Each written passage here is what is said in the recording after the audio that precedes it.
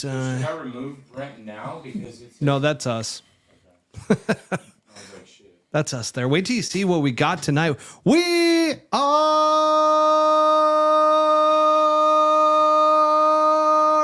live.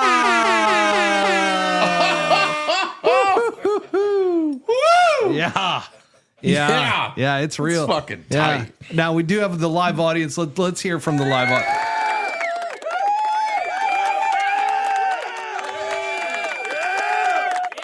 That guy at the end is just hammered. Love him. Great guy. I know him. Great guy. Great guy. Fuck you. Folks, we're just getting absolutely dialed in here for our live stream. We got a couple minutes still before we get going. You still drinking that fruit juice? Yeah, pretty much. That's why you look good, healthy. You look like John Goodman. This is a functional seltzer. It's basically grapefruit. Yeah. That's So what we're talking about. Turn the honest. we're going to get started here in just a few moments. We're going to let some people join in. And every once in a while, I might be asking you, Jordan, in the back there, if what's the score of the Yankee game? Because did you see Freddie Freeman just hit another fucking dong? so he hit the dong, right? And I'm like, oh, here we go again. But I'm like, we need something to just turn the energy a bit. Anthony Volpe, grand slam home Saw run. that. Yeah. Yankees were up 5-2 the last I checked. Bad look on you guys tonight from a fan perspective, though. Did we see that? No. Mookie Betts. Oh, I did see that. No, that's great. That is a Yankee fan. That's a diehard Yankee fan that says, What fuck. a piece of shit. Oh, my God. Yeah, that is your atypical New Yorker right there. It He's going, wasn't no, like give me he- that ball. He didn't just like cherry Ripping pick it it out. out. He like almost took the glove. 5-4? Yankee. Oh, geez, it's tight. Oh, my goodness. I'm just hoping we don't get swept. I will say this. I'll tell a little story before we begin the podcast that I was in Detroit, Michigan last weekend, and the Uber driver started chatting me up about baseball. I don't know how this guy knew that I liked baseball, but we started chatting it up. He found out I was a Yankees fan. He was a Detroit Tigers fan, diehard. And sure enough, he's like, what do you think about the series? And I'm like, dude, I don't feel good about this series whatsoever. I'm like, the Yankees go dry sometimes. I'm like, we're terrible with runners in scoring position. I think the Dodgers, after they took out the Mets, because that was the hottest team in baseball, was the Mets coming into that series. And sure enough, it has shown my prophecy has come to fruition in a direction that's going directly against me. Judge looks like a big slow toddler out there at bat. He really does. I gotta fix your camera there. Hang on one second. going on? Oh, I also have to hit record on all of these. Let's see. So we got. Oh no. Let me fix this real quick. Get that just absolutely. Oh yeah. I can tell. Dialed in there. Okay. I gotta cake that. You should have shown me. Show me your cards. Show you mine. Does your mother sew? That's recording. Get her to sew that. That's recording. Okay. Oh, we are money now. Are we live? We're live. We are live, everybody. Oh shit! Did you lose? Oh, that fell off. Yeah, it sounded like that. It yeah. really did. I thought, oh, emergency in the studio. We still got some people joining here. Oh, Trock Golfer, first to chime in here, looking bright and fresh, fellas. We appreciate that. You know, Butsy's got this. What would you call your vibe right now? I don't want to get kicked off YouTube again. Not proud of myself right now. I don't know, dude. Frat New boy? York, New York, New maybe? York? All Yeah. right. New York in the summertime. Okay. At a coffee one shop? One of those hedge fund guys, huh? Yeah, exactly. I got fucking sandals on too. Can you see that? I do. I can a see fresh that perfect. pin. That looks fantastic. Highest I lifted Absolutely my legs fantastic. since I got. 95. Oh, I can't lift my leg that high right now. Oh boy. Oh no. Of course, I just messed up my camera. Hang on. Gotta zoom out here.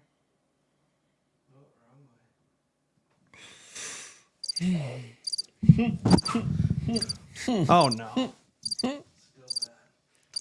I got to prepare myself for all these fucking noises, dude.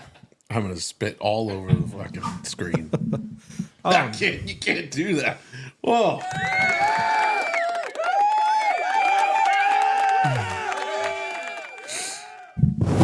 Let's see. That's a little bit better. I still feel like it's too close on the other camera. I don't know what's going on. Oh yeah, it is way up on you. Yeah, yours is back a little I'm ways. good.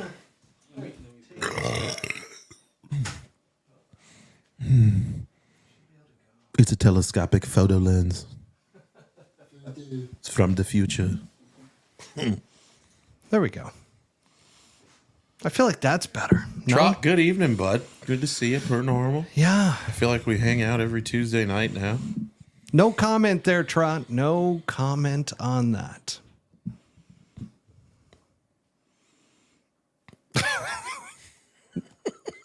Now I'm too far. The fuck is going on here, Maddie?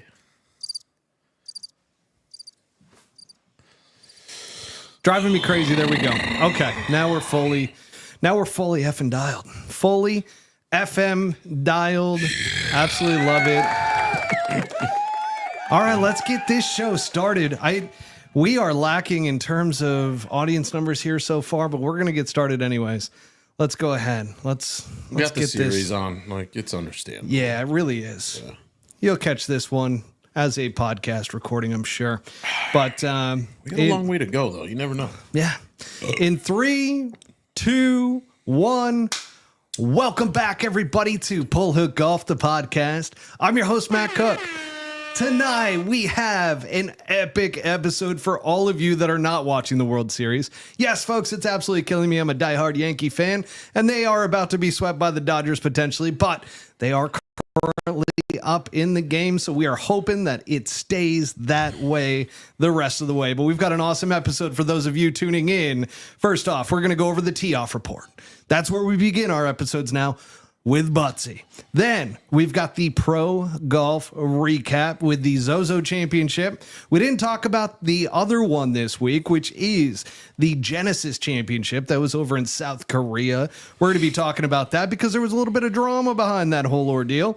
And then we got the Swannies style segment as per usual. That is a fan favorite. We've got the PAX proposed changes, which that is the Players Advisory Council of the PGA Tour. They are proposing changes for this 2026 season, and it's pretty wild in terms of what they're looking to do. So we're gonna get into that as well. Now, that being said, we also have a Liv Golf update for everybody. That's exciting. But first, let's start off with our the Liv Golf update is one that many people don't necessarily love, but some do. Some absolutely love it. Now, the Swannies Swanee style segment. We're not there yet, folks. We're not there yet. It's going to be a great episode, but no, the Swannies, we want to give them a shout out here as our sponsor of this episode, Swannies.co, folks, which is Swannies Golf. I've got their Matt on right now, which that's my name, Matt. So just go to the website, take a look. Thank you, everybody. Thank you. Appreciate that. But make sure to utilize the promo code for 25% off. You can use Pull Hook Golf 25 at checkout for 25% off your entire order at Swannies.co. Tell you what, these sweatshirts are comfy. They just had a big warehouse sale, so I'm still waiting on my Black Swan stuff. I'll be wearing that as soon as I get it. That's their higher end line that I've been talking about for 2 weeks now. This is one of my favorites you got on right now. So it kind of has a camo look from a... Oh my God, almost pulled my fucking... Hey. It looks like camo from a distance, but when you get up close, it's like some sort of a native print. Yeah, it's kind of like an Aztec print, you know what I mean? Sorry. I was feeling it. Okay. Set the dance. Let's go ahead and get started here with the tee-off report. I'm pumped about this tee-off report this week because instead of doing the word association to get us kick-started, I wanted to start off with your top tips, Butsy. Your top tips for kids that are just starting to play the game of golf. So what are your top tips for kids playing the game of golf? Oh God, where do I begin? I'm trying to think back when I started. I think you got to figure out what way you really prefer to consume tobacco early in life. I think you got to. Is it a chew? Are we doing Zen? Are we doing the real thing? We smoking darts? We smoking cigars? What are we doing? Snuff? And then Do kids know what snuff is? I don't think you I gotta know what find snuff out. is. You know, I don't know. I think it started for me. I went to a wedding and stole a cigar, ran into a park and smoked it until I puked, and then figured out this is fucking amazing. And I was addicted. No, I tried dip once, by the way, and Tried it what? was dip. Oh. Tobacco dip, chew. And sure enough, I tried it one time, puked my absolute brains out. It was peach flavored. that's why you didn't want to do it when I brought. No, that not a chew guy, and I've never smoked a cigarette either. So, Good. yeah. Good. They're delicious. Don't start. But kids do get prepared. You got that. You got to figure that out. You got to find a loyal adult that will buy that stuff for you. Because depending on when you start, you're gonna have several years before you can buy it yourself. Just good point. kidding, folks. That's a joke. Big update there from Trot Golfer, 6-4 Yankees. Continue. Oh shit! No, I'm very invested in the series. I am as well. too. We're low on numbers because of it. Yeah, a lot of baseball cards ride on that as well. Values. But yeah, no, I think you need to practice. You need to practice more than you think you need to practice. That's what that'd be Top tips. Yeah, you got to practice. Whether you have some famous coach or whatever, you need to start out with the basics. Put a club on the ground. Learn how to aim first and foremost, and then practice aiming every day of your fucking life. To piggyback on that, you are never as good as you think you are in golf. No, Remember absolutely that, not. kids. And did Tiger say that? I don't know. Should have. I know he really should have. Yeah. The only one that was as good as he thought he was Mo Norman. Mo Norman. But he had really autism. was. He was autistic Yeah. too, though. Hey, talking about autistic people, have you seen the guy on Instagram? The autistic guy that makes like all those shots? I can't comment on that because I Holy just cow. don't believe him. But yeah, I don't know. I don't think he's real. I think he's like, shit, what if I just said I was autistic? I'd probably have a way bigger growth in my account if I just went that route. And Really people hitting a think it's niche. fucking unbelievable. This is the most high-performing autistic golfer I've ever seen in my entire life. No, I think he's authentic. I think he's great. Hell of a tip. I know who you're talking about. Yeah, exactly. Now, moving right into the next segment, since we're already hot on it, we're going to go right into Butsy on a Soapbox. This is one of the absolute new favorite segments. You're seeing it all over social media. I've been getting a ton of DMs recently telling me that they love the pet peeve segment is what people are calling it. I call it Butsy on a Soapbox. So, Butsy, what is your biggest pet peeve at the end of a golf round? Pet peeve in general, socially on the golf course is cheap people, cheap golfers. You're playing the wrong fucking sport if you're cheap. And I know there's munis out there that are $20 and allow you to play in the summer without a fucking shirt on. But even still, whether you spent $20 to play golf or $200, the guy that finishes a round at a nice club, first off, he knew what it was going to cost. Don't finish the round and stiff the fucking cart kid because you paid so much to play, and definitely don't verbalize that to anyone. Do not tell anybody, fuck, see that kid? Have you seen these people? Dude, they'll see the cart kid and park a quarter mile away from the fucking bag drop and walk around the building to avoid the uncomfortable nature of the conversation when it's like, just give him $5. You really should tip him a 20, especially in today's day and age. A 5 is like a dollar bill, but at least a 5. 5 is the standard, right? To where you absolutely need to give your outside services people at least $5. And I will admit it, I was one of those guys that never understood. Well, if he doesn't clean my clubs, why am I giving him any money? Until you work outside services, you have no idea the amount of work that goes in to prepping your golf cart, washing it, cleaning it, getting it ready, charging it. and then all of a sudden being able to put that out there, park it in a proper position so it looks pretty, and then stash your clubs up there for you in the beginning of the round. There is a lot of things that go into it that people just don't understand. It'd be like going out for a fucking nice steak and drinking and being like, this meal cost me $200. I'm not fucking tipping the waitress. Like, that's what these dudes are working for. I mean, half the time it's just above minimum wage. Oh, that's the other thing. They're there at 3:45 in the morning in the summertime, or they're there in the wintertime by 6:15 and it's fucking freezing cold outside. They're pulling out all the carts. They're making sure everything's clean. Coolers are iced. They can't feel their fingers. They're dressed like Eskimos, and they're making sure that when you show up from your little hungover Friday night, you got a beautiful little place. They're grabbing your bag from you. And a little segue here. If you're going to bring beer to the golf course, don't bring more than like 5 because your bag's going to be insanely heavy and you look like an even bigger cheap fuck. So that's all I'll say about that. RGM, I will just say this, used to have us actually search people's bags. That's bold because you don't know. Like, you might find a gun. You might find an 8-ball of cocaine. You might find a dead midget arm. You don't know what's in this guy's golf bag. You really don't know don't. what kind of a night he had. So It was exciting, though. You could get sued for that, maybe. No, because they're on private property. Yeah. Pull that little midget arm out. The fuck is this? We caught a few dudes, but instead of kicking them off, we just told them to politely put their beers back in their car. That's fine. Yeah. Come on, guys. Yeah.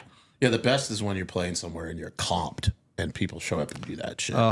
The least you can do is throw a few bucks towards food and beverage, right? Like, at least spend your money on beer there, even if it's $6 a beer. Spot on. And that's all I have to say about that. Oh, what a start to this episode on an off week too, because there is no golf this week, but there was golf this past weekend. So let's bring on our tour insider, Mr. BG himself, Brent Grant. Brent Grant, everybody. Whoa, there he is. Look at him. Look at him. Got the stogie going. Wow. Oh, I love this new camera view. You look like the nose gunner in a B-52 right now. Holy cow. You know, just repping the folds of honor, you know. Got my America. my flag. We're in it tonight, boys. How we doing? Oh, we're doing great. You're a little quiet there, Brent. Am I a little quiet? Are you sure? We can bump them up on our end. You're fine. Hey, it's right next to my face hole, so Yeah, you're fine. We We're got Jay bumping you Crazy up. back here. He's gonna Yeah, turn you right. he's got you. I can sense it. He's locked in.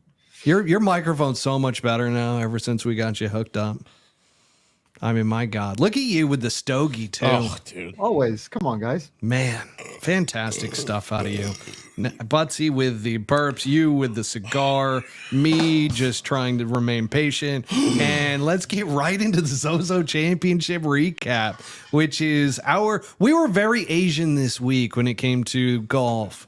We were over in Japan for the ZOZO Championship. That's correct. And the winner, Nico Echevarria. Yes, I'm not Asian. Do you know that I actually studied how to pronunciate that? Is it Echevarria? Echevarria. Etcha. Echevarria. Yeah. I had to listen to it at least 32 times. I liked when he called his parents. Yeah. That little segue. They stopped because he had to go talk to sponsors. He's like, and I didn't realize he was that foreign. He's Colombian. He's from Medellin. He's like, I Nico. Yeah. Cry all you want, baby. That's great. I have no idea what accent that was. Sound like something off It was Mario not Kart. Colombian. Hey, Luigi. Yeah, it's a me. I'm Mario. C4 and I'm a couple beers in. So, yeah. But Nico Tuesday night. ends up shooting 20 under to win. This is his second career win, and he won the 2023 Puerto Rican Open. So in back-to-back years, folks, we've got a tour winner here. But this is obviously a much bigger event. It was a limited field. There was only, like 80 players around that number this week, which it was very much kind of like one of those signature series events in terms of the size of the field with no cut. And he was going up against somebody in Justin Thomas. Oh, my God. The lip ripper. Justin Thomas should have won that golf tournament by like 5 shots. Ask Brent if he knows what that's like. He saw the amount of lips Justin Thomas rolled the ball over. And I know I could probably speak on Brent's behalf here. He knows that pain. Brent, tell us about it. What's it feel like to basically hit every green, give yourself about every single birdie about 15-footer and not be able to make a thing? Pretty close. You ever basically, I mean, like when you were 16, 17, 18, your first girlfriend, that's, almost getting it in. That's basically what that feels like. And then just the sheer Just a tip. disappointment, not even like it's, just, and then nothing, that's basically what that feels like. That was my game as well. I either made everything or I missed everything. And more so, I missed everything. Yeah, well, it's a good thing you got a lab putter now. You make 08. You know what, though? I'll tell you what right now there, Brent. You missed it. All right, he's We treading lightly. we can't talk about this right now. No. But I will just say there might be a blade back in the bag. Oh, 2 seconds after our amazing destroying my body. Our amazing simulator night. No, you know what's funny is, and I will just say this, we were filming and I'm like, I really want to have my cool putter cover back on, which is a Michael Jordan shoe. Absolutely. And sure enough, I threw the blade back in for that reason. And then I was like, whoa, this feels pretty damn good. But you did say something to me on the episode before I pulled out the blade. You were like, yeah, you take it outside and cut across it. I'm like, that's never been me. So I'm like, well, if I'm doing that, my fault used to be pulling it too far back to the inside. Sure enough, it's pretty evened out right now with the blade putter. So. Yeah. Yeah. Very squared up. I've putted well enough and I've putted poor enough to at least be able to tell somebody that. So that's a good thing. Maybe I got a career in nothing teaching, against the lab putter. It'll make reappearances. I am sure. It's a great company with a lot of good promise. Yes. I just wish they would be a little bit more honest with what actually happens when you take the putter in your hands. But other than that, hey. I think I saw Fowler putting with one. You did. Yeah. You did. Let's go back to Justin Thomas really quick because him and Max Grazerman tied for second at minus 19 under. Obviously, we're talking about it. JT's putter went absolutely cold. He could have won that tournament probably by 4 or 5 shots, I imagine, if he made half of his putts that he should have made. And then, sure enough, Max Grazerman. God, he's been playing some good golf. He's right there the whole way. He just barely missed a birdie putt on the last to tie to go into a playoff with Nico. He played that par 5 18th really poorly. I didn't like the way he played it at all. Obviously, a poor drive set him up to where he had to lay up, and then he pulled his approach shot and then just missed the birdie putt to force the playoff. But he's been close a lot this year. Now, he's got 4 top 5s this year and 5 top 10 finishes in 2024. So my question to both of you, and I'll start with you, Brent, is he due as far as a win on tour? And when he does, do you think he's going to break out? Do you think he's that kind of talent? Yeah. I mean, he's very good. I've known Max a long time. We were on the Corn Ferry Tour together for a while. He's battled back from some injuries, and he knows what it's like to be at the bottom of the barrel. So the fact that he's kind of scraping the top, he's getting ready to bust out, and more power to him. Just because I'd love to see it. I think he's definitely going to be able to win for sure. I met him when I met you, I think. Yep. Yeah. He looks like Timu Rory McIlroy. Yeah, I think Max Grazerman is a very solid golfer, and I think he's due for a win. I just don't know if he's the breakout talent that some of these other guys are when they break through like a Wyndham Clark. What do you think, Butsy? I think he is, man. Wow. I think he's learning how to play some extremely efficient golf on the PGA Tour, and I think holding that trophy is going to change some things to get to the next level for him. I think he's knocking on the door way too much not to be close enough to go over the hump, I mean, the 4 top 5s is pretty impressive. Yeah. He's hitting the shots. He's doing it week in and week out. And I think once he proves to himself that he can get it done, all bets are off. When you say breakout talent like Wyndham Clark, do you mean like as in winning big events like early on or breakout? I mean, so after you saw with Wyndham to where when Wyndham won the Wyndham Championship, ironically enough, he ended up you saw the confidence just oozing, and then he rattled off another win. He ends up getting into the top 10 in terms of top 10 players in the world, wins a major, obviously LACC with the US Open. I mean, he kind of went in that path. And that's what we kind of look for, are these guys that are so damn good. And then all of a sudden they have that big breakthrough moment and the confidence soars, and all of a sudden there's nothing to stop them. Kind of like a Ludwig Oberg a little bit, I feel like, but obviously not the same talent, I feel like.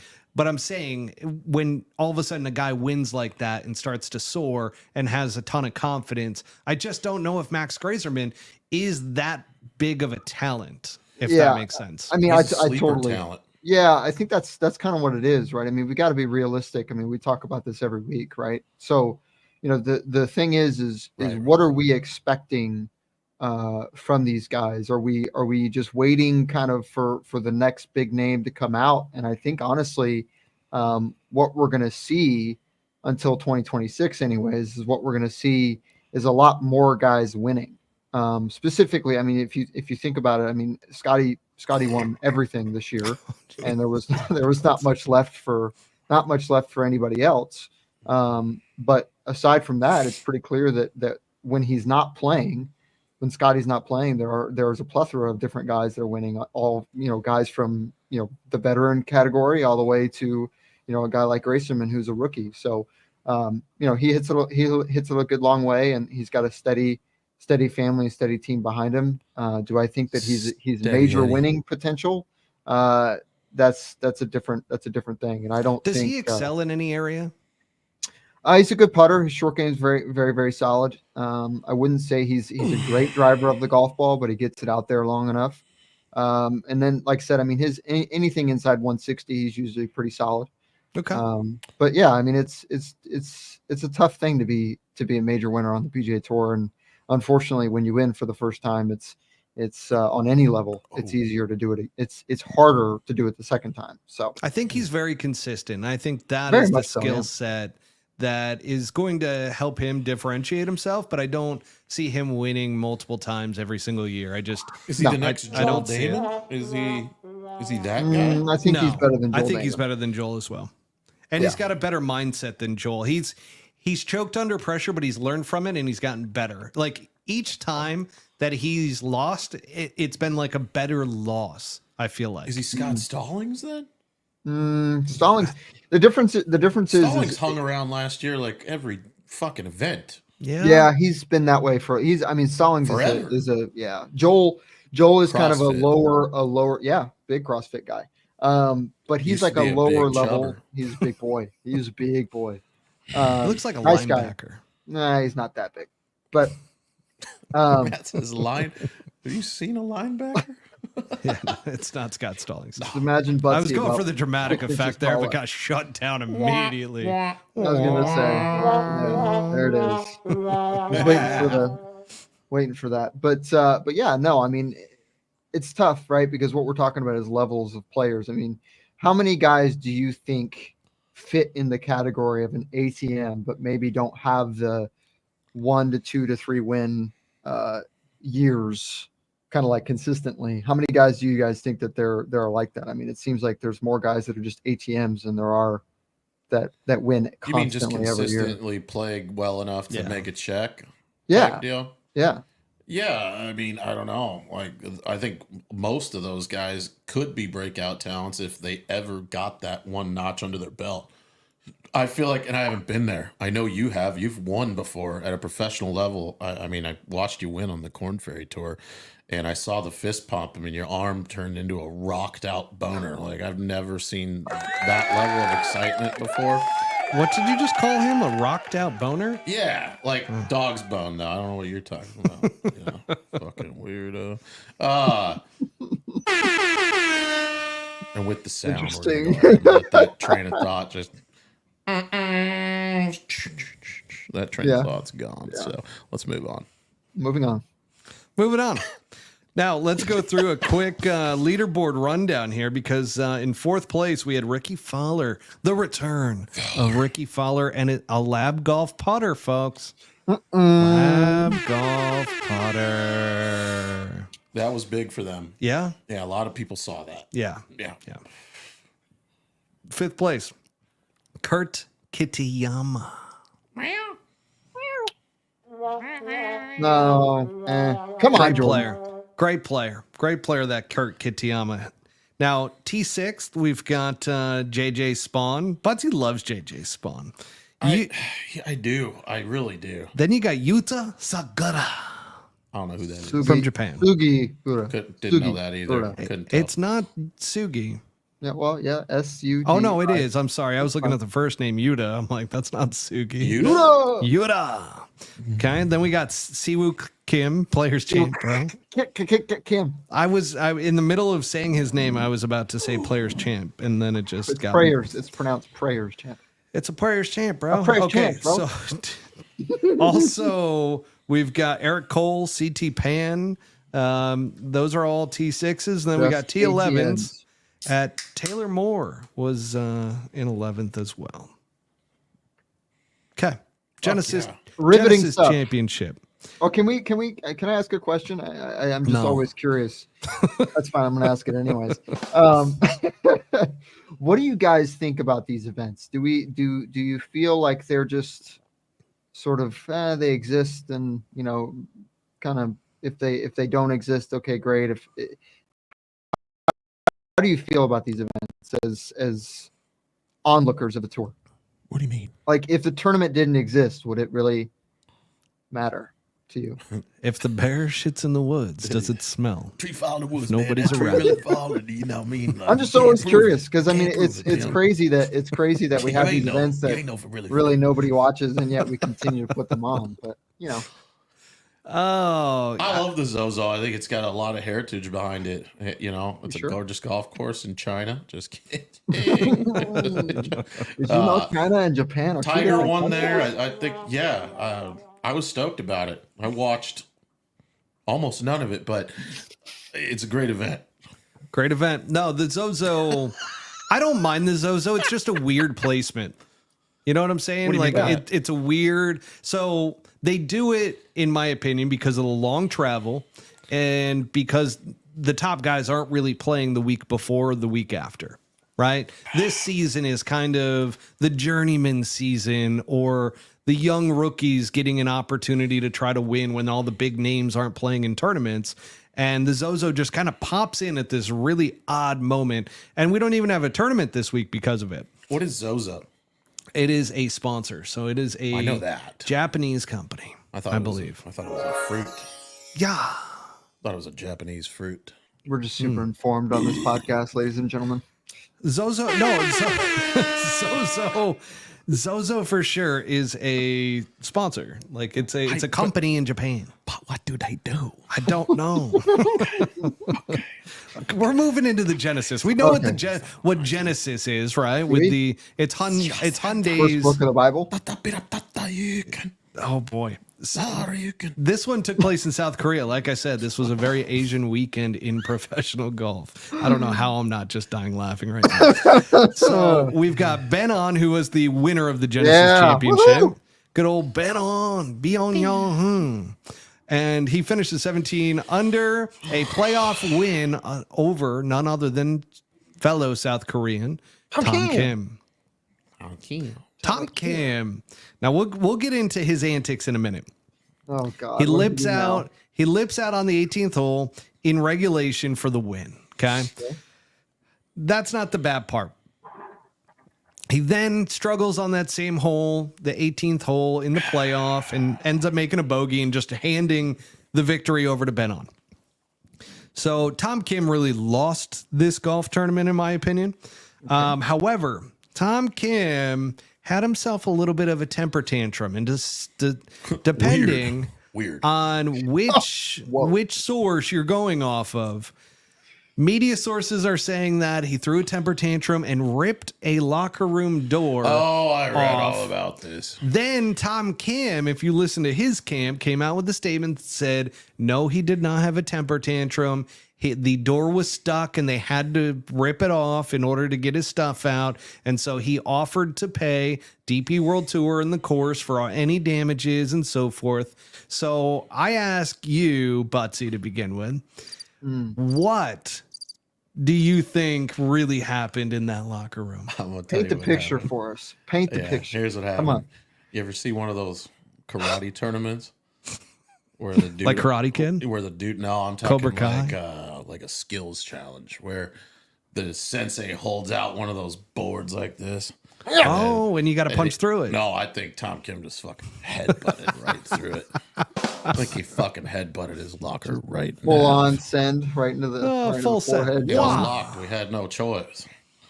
Oh dang. And then he had a flashback of the President's Cup. They didn't give him that putt. He was like, ah! Oh. Let's clip it. I think Clip it. that's exactly what happened. Sorry, we're getting a couple sodas going here. So Tom Kim, yeah. And the thing is, with Tom Kim, the question that I have for you, Brent, does he have a maturity problem right now? Tom Kim, a bitch. Tom bitch. Have a maturity problem. New name. Like, think about it. When he came out onto the tour, he was very well spoken. He was very like, it wasn't this kind of like, he didn't have an attitude behind him. He was kind of funny. Everybody loved him. He was like sweethearted. Like, everybody loved this guy, right? The media just ate him up because they're like, oh, this kid's the sweetest kid. Now we're starting to see some of these things take place after the President's Cup, after whining and literally ratting out the U.S. team for swearing at him and stuff like that. We're starting to see the real side to Tom Kim. And the big question is he maturing in front of our eyes? Like, is he learning through the immaturity? I mean, he's kind of regressed based on what you just said, but I think Tom Kim is a great product of somebody that has taken the pampering and the kind of gold spoon that he's been given, and in some cases earned. Obviously, he's won multiple times and he's a great player, but it's pretty clear that he is very immature, but at the same time, he's also been pampered drastically. So when he doesn't get his way, he's going to show that emotion. And I think that a lot of the other guys have become so PC and are somewhat robotic that they never even get themselves in a situation where they're going to show that kind of emotion. Tom Kim's 22 years old. Wouldn't it just be cooler if you just didn't even leave anything to thought, though, and just say, yeah, I got fucking pissed. I really feel bad about it. I fucking headbutted through the locker. Yeah, but nobody. I don't it was disagree. a fucked up thing. I but- apologize. But I'm that hard. Yeah. But I mean, think how it's many tough to be- guys? Sorry, Matt. Go ahead.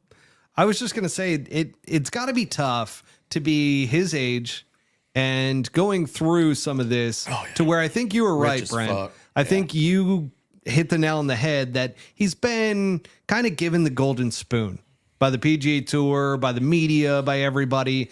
And it can make you a little bit entitled, and it can make you certainly feel like, oh, I can do anything I want to do, and kind of makes you kind of into a little bit of a spoiled brat in some ways. But I do think that he is going through that immaturity right in front of our eyes as a very young kid. And it's just something that a lot of guys aren't necessarily used to. And I don't know if his team has really prepped him in order to be ready for this, but we're kind of seeing it right in very front of us. And we've seen it with celebrities like child actors and so forth that start acting out and everything. And it's like, he didn't get his way. He didn't win the golf tournament the way that he wanted to. And all of a sudden he goes in and breaks a locker room door. Well, look what happened to Macaulay Culkin after Home Alone. You know? Macaulay Culkin. Michael Jackson. Well, I mean, you look at all these kids that had to grow up in front of the media, and it doesn't turn out well often. Yeah, I mean, I fully agree with you. I mean, I think part of the problem here is that it not only sets a poor example, but kind of like what we were talking about a couple of weeks ago with regards to the standards that we hold these guys to. The pure and simple point is that he's 22, 23 years old. He's a multimillionaire. He's been virtually given everything in his entire life anyways, which is why he's able to do what he does. And now he's at a point where he may or may not believe that he should be held accountable. And It's a lot of responsibility. What are you gonna do? Be that rich and that young? And, Yeah. and in the oh, boo, limelight. fucking who, It's so much responsibility. boo hoo. I mean, imagine. Oh, I couldn't imagine if I was. I bet nobody knows who the fuck Tom Kim is, though. I When would he have been goes a to the grocery disaster. store, nobody knows who that is. Yeah. You Oh, think of course not. you Nobody might? Would you outside of golf. recognize Tom Kim in street clothes if he was buying bacon? I would, but I'm a diehard You would? golf fan, so it's like I think I'd be like that guy. Kind of. I don't know. I cover Depends the where damn you're sport. at. Of course, I'm gonna know what Tom Kim looks like in person. Are you in San Francisco and Koreatown, or like, I mean, no. Good out old in the middle of the K-Town. street in Omaha, Nebraska? A little bit. I do love a good karaoke in a K-Town for sure. Okay. Cause suicide is painless. It brings so many changes. What's that, Carmen, San Diego? If I breathe. This is dead That air, was, guys. that was money right there. I don't know if you understood, Brant, what you just witnessed. That was just greatness right there. I watched you both just bobbing back and forth. Thank you. I don't know. give I'm the kind of Phil distracted, honestly. I'm distracted by the rosy cheeks that I haven't seen in quite some time. Butsy's had a beard for so long that, I just haven't seen his cheeks, and now he looks like a young man, young bull. Dude, I couldn't take it all off. My jaw was non-existent. I was like, fuck, I need to start breathing through my nose more, according to Joe Rogan. Let's move it past good old Tom Soft-ass Kim. jaw. Yeah, big- let's do the serious stuff. Starts with an L. I'm going to skip the leaderboard rundown since I don't recognize a single fucking name on this entire list. We got Ricardo Gouveia, Antoine Rosner, who is French, Guido Migilozzi, which Guido, is his name's Italian, Guido. Guido, Ivan Cantado, which is Spanish. You got Casey Harvis, which is good old Russian. We've got Francesco Laporta, which is Italian. So we're going over this now. Okay. Yeah, well, I'm just saying the names. The only one that I actually know is Nikolai Hojgaard, who finished in the Which top one 10 is he? yet again. Showing signs. Dude, Nikolai He shows Hojgaard signs. is Is he money. that next breakout player? Him and his brother. They're twin No. brothers, dude. Nope. Dude, they're good. Identical matter. twin? They're Brant, not I'm that good. Brant, I'm going to call you out on this one because these guys can play Ain't that some good. golf. Nikolai and Rasmus, those guys can play. Are we going to see Brent contending at the ZOZO next year? We certainly hope so. We hope he gets into the top 5 at Q If he gets School. in there, I'm flying to Japan. Me too. We're going to be Me there. too. Oh, And dude, we will wear traditional attire. absolutely. I'll No jump in the jeans. lake and fucking row down that stream on a chopstick, right? while I'm pumping. Man, that would be great. That'd be fantastic. We're rooting for you, Brent. More We're dead air. rooting for you. Okay. That's why I wore the sunglasses, because I can just kind of like Yeah. close Lean my eyes back, and kinda relax, go to sleep for a second. sleep like Ray Charles. Here we go. Ray, watch out. Swanee style segment, everybody. We're moving right in. This is what we're going to do this is our break for our sponsor, Swannies Golf. 3, 2, 1. All right, the Swanee style segment, everybody. And this one is going to go off of what clothing for golf do you prefer? Are you an athletic fabric guy or more premium fabrics like cotton, cashmere, etc.? Butsy, we'll start with you. Everything I do is athletics. I'd have to go with that. I have to. Sorry. I'm sorry. Everything, dude, we got to quote this. Everything okay over there? Everything I do is athletic. Clip It it. is. The Somebody way I clip it. move, Oh my my gait, how I walk. Oh, I'm sorry. boy. The reactions from other people are what are making me laugh. I'm not laughing at your comment, Butsy. I am laughing at everybody else's reaction to Woosah. your comment.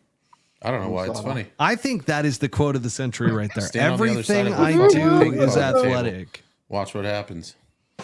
Man, that's good. Sorry. Super So is there serious some podcast. sort of a fucking joke here? This is not a joke. I haven't laughed this hard since I was a little girl. Don't make me, dude. I'll do it. Woo. I got this Show them just guns, for boy. men, dude. Brent, what about you? Oh, sorry. I didn't even feel like he answered the question. Shit. I mean, are we talking about tops, pants, shorts? Everything. cashmere shorts don't Brent sound shops that at the appealing. fucking Disney store. I wear cashmere underwear. You couldn't have said that with a straight face if you tried. Oh man, I wear goat leather underwear, but nobody needs to know That's got to be rough. that. Bah! That'll Oh, do, man. pig.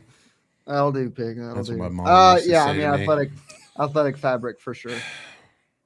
I like to feel like Watching I'm me an athlete, perform even though I'm athletic not. feats. Wow, so athletic for both of you. I'm very surprised by this. Maybe I'm just I don't know why the you're surprised. maybe I'm just the bougie New Yorker that loves a cashmere sweater. I actually really like the higher end lines of like cotton polos and stuff like that, which the new Black Swan collection by Swannies has a brand new modal thread that I am absolutely going to be in love with. There's nothing better than a nice fitting cashmere hoodie. There's nothing better, I don't think, on like a 60, 65 degree day. You know, bye, Butsy. Have a nice night, buddy. Where's the poor guy going? Oh God, here we go. Oh no! Hang on.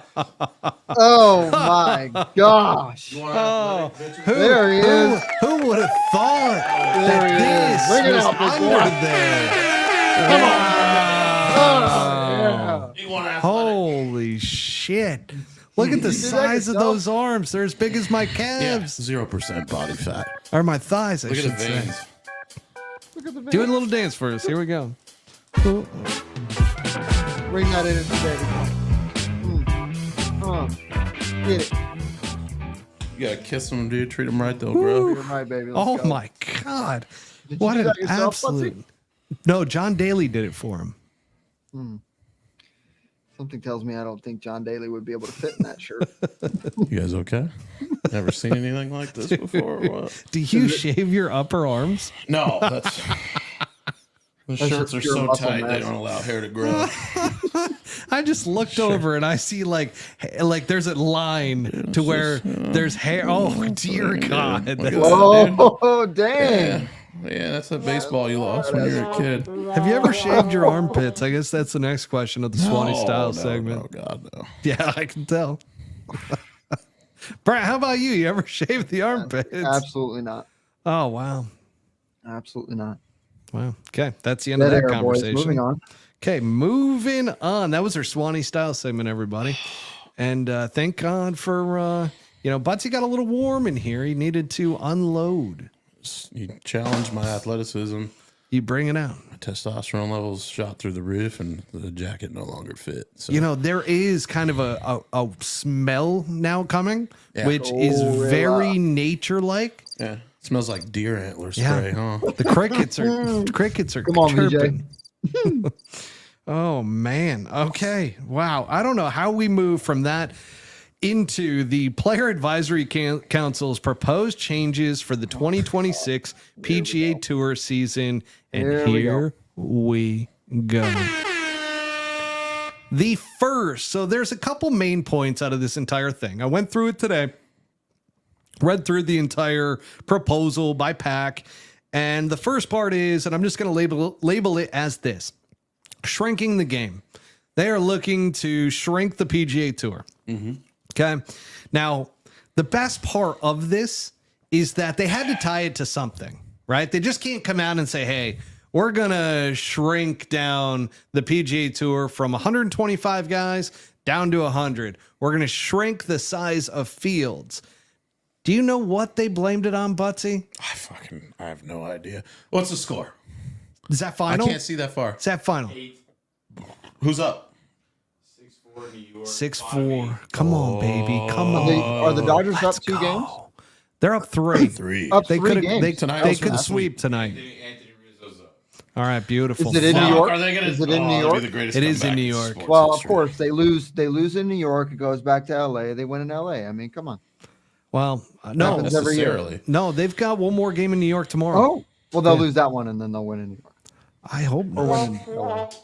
Who gives a shit? Listen, this could be the greatest comeback in sports history. The first time a World Series has ever been won after a team being down 3-0. It would be a first. It would be a That's the first. second time. The second No, time. It would be the first time in the World Series. second The time. first time. No, it would be the first time. Brent, why are you saying this second time? Cleveland Indians did it a few years ago. Not from 3-0. Guardians, dude. 3-0. No, don't say that. No, 3-1. So it'll be 3-1 after this. What are we talking about here? No, I'm telling you, they didn't get to 3-0. They had a win in there. 2 and then Yeah. oh, okay.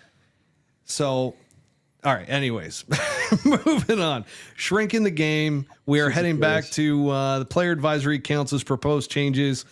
It is due to concerns about daylight that tournament rounds cannot be finished because there have been tournaments to which they have had to delay until the next day. So they are proposing smaller tournament sizes. They want the max field size to go down from 156 to 144 players. And then the majority of the other tournaments to go down to 132 player fields or 120 player fields. Now, guess what? They're also not going to increase the size of signature series events and the size of those fields. Why did they say? What did they say? So the rationale behind them not increasing is because they feel like the fans would get confused. I don't understand Just it. amazing. What great work by such amazingly talented thinkers. Just spot on, guys. Way to go. Wait. It was broken. They had to fix it. You know? Yeah, sure. Because of Liv, because, Yeah. it's Trump and all that. Well, the other sad thing about all of this, which Ryan French is going to have a terrible time with, he's already been tweeting about it quite a bit. Dress. Say goodbye to Monday qualifiers. Bitch. So, Butsy, unfortunately, your dream of Monday qualifying for the Waste Management Phoenix Open will be dead. I'm just going to go play. Yeah. Sponsors exemption. Gone. Gone. All of that gone. You can say goodbye to the majority because any of the outside of a field size of 144, which is going to be the new max, if this ends up going through and gets voted through, 144 would be the only times that they would have a Monday qualifier, which is like a handful of events. So fucking stupid. What happened to 7, like I giving think. people a chance? Well, it ain't about that, Butsy. This is about making sure that they make a better product, right? Because that's what the whole deal is about. I mean, remember, right? They had such a poor product, 3 years ago before Liv came on that they needed to make sure they improved the product. So watching the same guys week in and week out, that's the only way the tour fan is going to be able to connect. You're not being With the tour. facetious, are you? Just a wee bit. Just a hair nut. No, I mean, come on, guys. I mean, what Did you say are we hair talking nut? about here? Not hair. Oh, There. Oh, we got Brian Schoen, which, or is it Shane? Is it like the Giants GM, your last name? The tour is looking to offload its interesting in the new venture to PIF, but apparently not controlling interest. In addition, PIF is looking to purchase the DP World Tour and wait for it, offer Rory $1 gazillion probably. So Hold on. Hey, listen to Space's event tonight. And, are we gonna look back on this in 20 years and just be like less than that. 21 to 24 was like the stupidest run in pro golf history? well, what's funny about this is that how We're many already thinking guys that. are really going to come back onto the PGA Tour from PIF, or well, from Liv, I should say. I mean, like, Probably like 25 yeah, guys. think about if that. I mean, think about how many Well- guys gave up their membership, weren't tour winners to begin with, lost a bunch of world ranking. I mean, you got to think that there's few guys that don't even want to come back. I mean, but we talk about this every week. The deal has to get done for that to happen.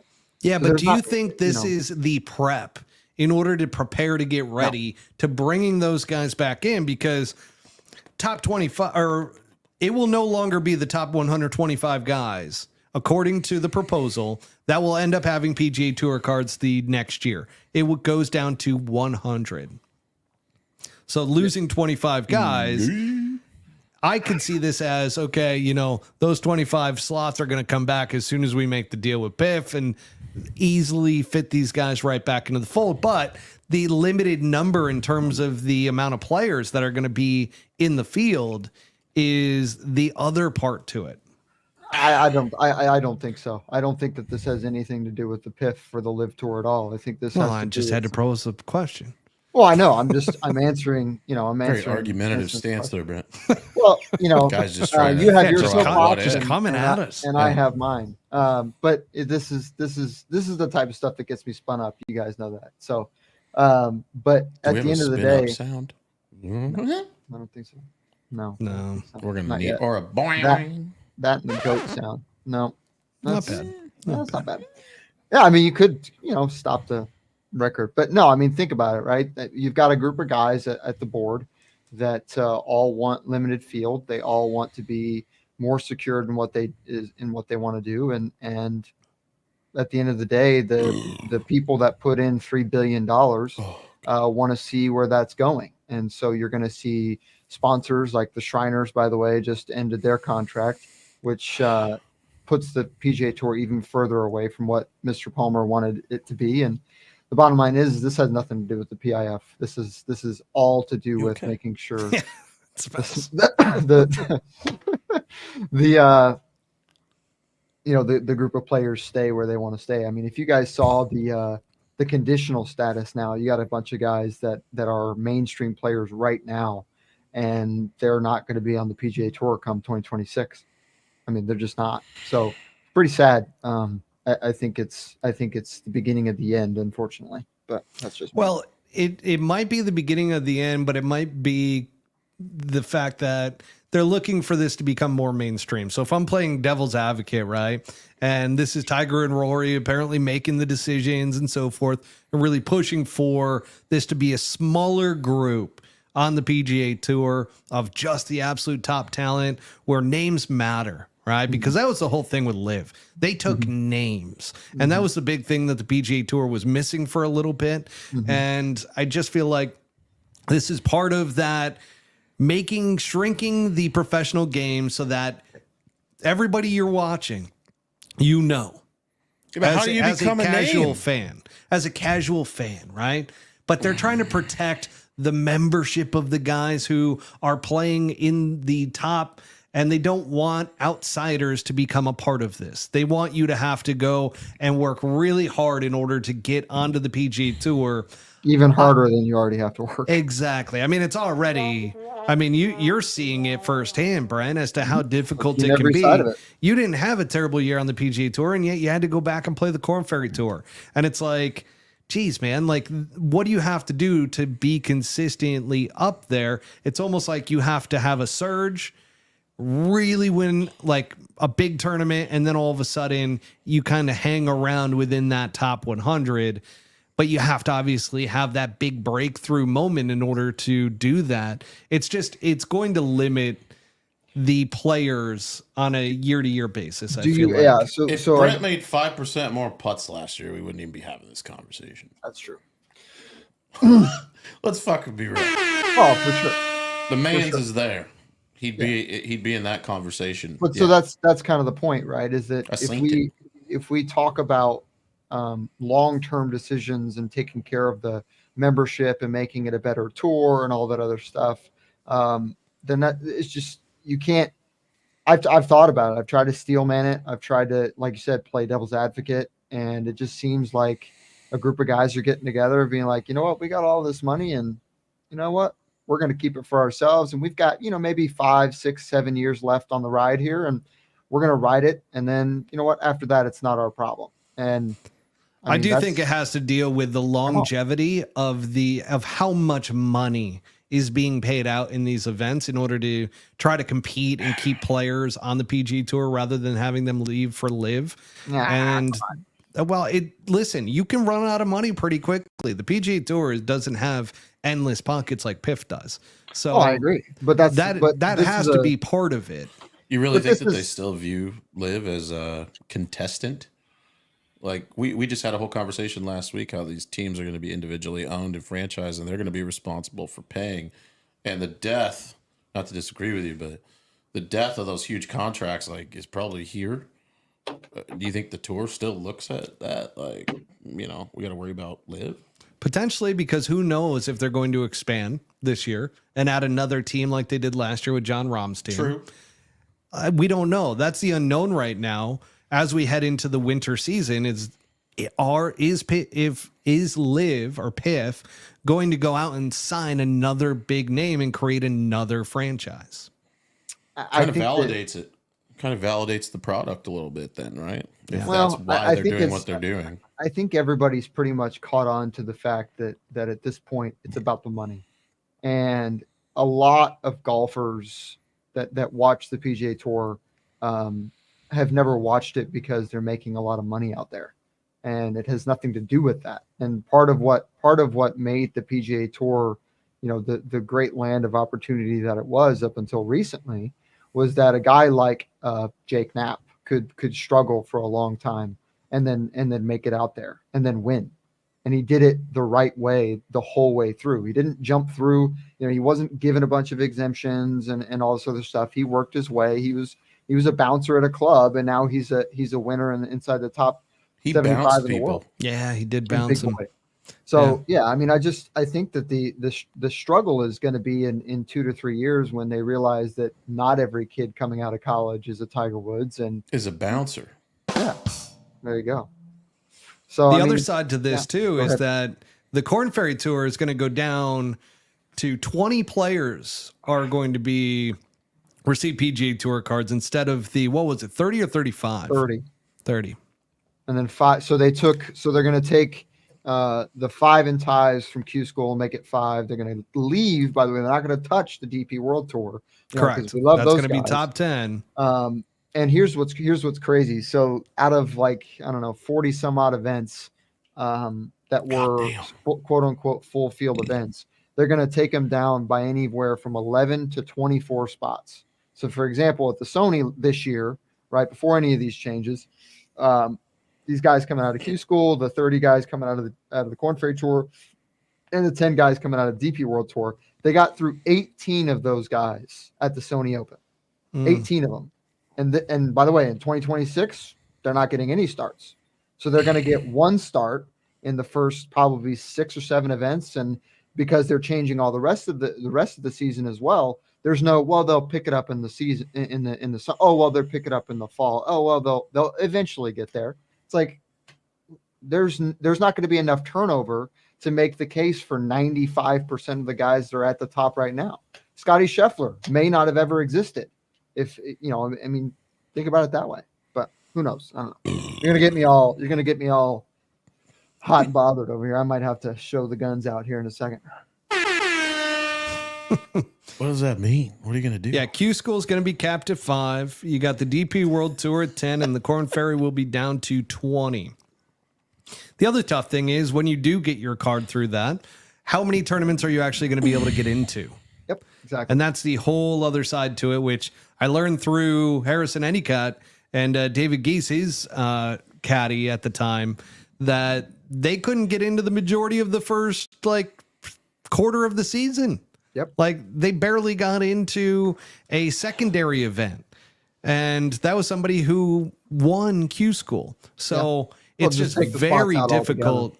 It just seems very challenging to get your card and keep your card. Yeah. Certainly.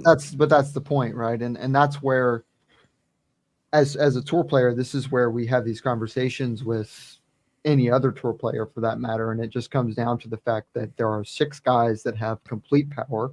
And there's nobody that can challenge them, and there's no corporate guy that's looking long term down the road and saying there has to be. How long, Patrick? How long are you going to last for? I'm talking about no, there aren't. Think about it. Millions of dollars. These guys aren't sitting in a room and 5 guys are like, "This is what we're going to do." That's there's exactly what they're doing.